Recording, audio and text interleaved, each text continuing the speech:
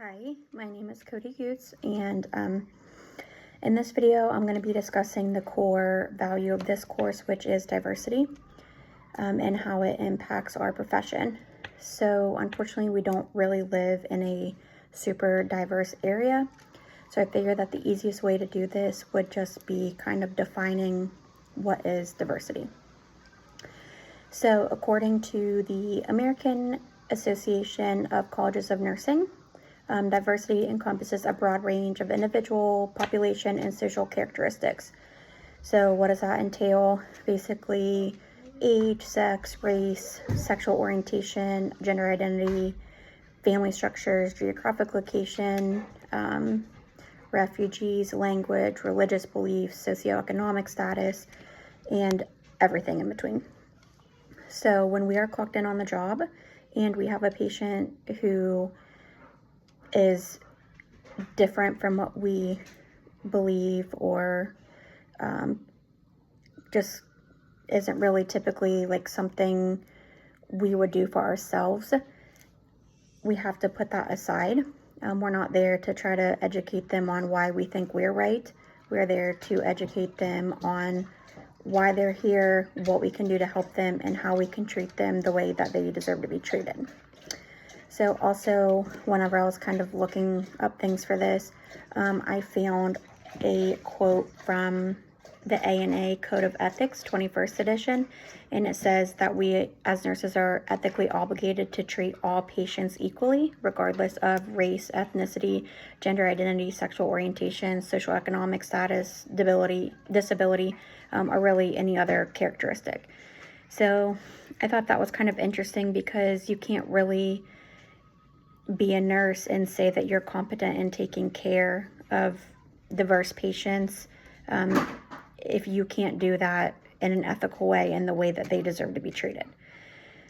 So what does all of this really mean? Rather than a bunch of medical jargon, I figured I would just give you like a couple examples that I have personally encountered. So the first one would be whenever we have a patient come into our clinic that has pre-op for surgery.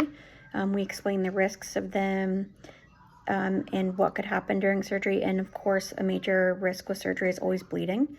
So if we have a patient who is Jehovah's Witness and is, not going to be able to receive blood, we just have to educate them on what would happen if they do not receive blood and something would happen during surgery, and what the outcome would be because they're not able to receive the blood.